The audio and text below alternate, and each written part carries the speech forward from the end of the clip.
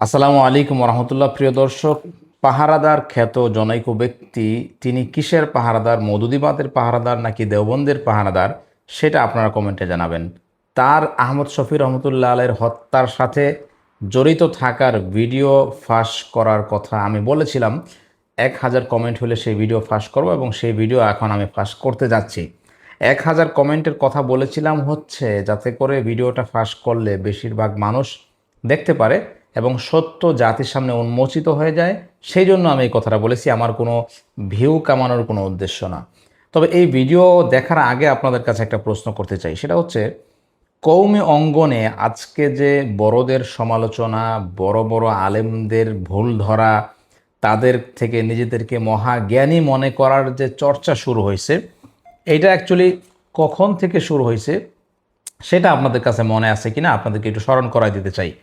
আমার দেখা মতে এইটা শুরু হয়েছে হচ্ছে আহমদ শফি রহমতুল্লাহ আলাইয়ের বিরুদ্ধে বিভিন্ন মিথ্যা অভিযোগকে কেন্দ্র করে তাকে গালাগালি করা এবং মৃত্যুর আগ মুহূর্তে একজন শেখুল হাদিস যিনি সারা জীবন হাদিস পড়াইছেন তাকে মানসিক যন্ত্রণা দেওয়ার মাধ্যমে কিন্তু এই ব্যবসা শুরু হয়েছিল এবং এই বেয়াদবের ব্যবসা এখন কিন্তু তুঙ্গে চলে গেছে এবং এইটার নেতৃত্বে যিনি ছিলেন তার মুখোশ এই ভিডিওতে উন্মোচন করবো ইনশাআল্লাহ।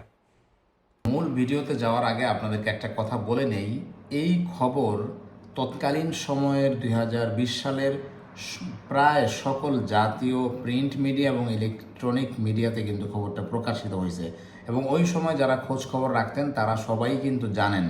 আমি জাস্ট রেফারেন্স আকারে চ্যানেল 24-এর আমি খবরটা আপনাদেরকে দেখাবো।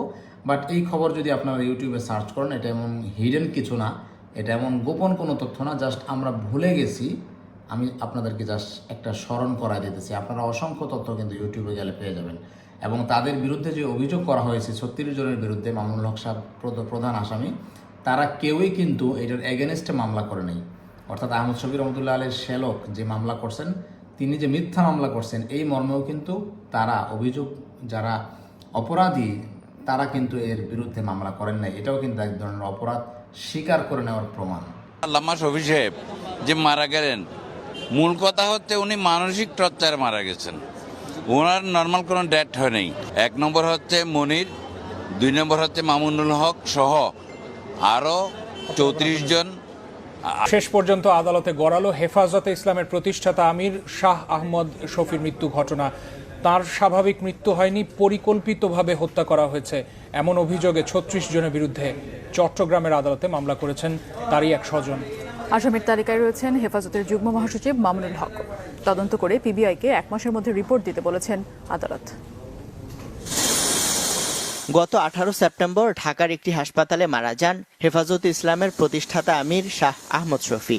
এরপর থেকেই তাকে পরিকল্পিত হত্যার অভিযোগ করে আসছেন স্বজন ও সহকর্মীরা। এই অভিযোগ নিয়ে বৃহস্পতিবার চট্টগ্রামের আদালতে আসেন আহমদ শফির শ্যালক মোহাম্মদ মাইনুদ্দিন। মামলায় তিনি অভিযোগ করেন মানসিক নির্যাতন সহ নানা ঘটনার সৃষ্টি করে তাকে মৃত্যুর দিকে ঠেলে দেওয়া হয়েছে।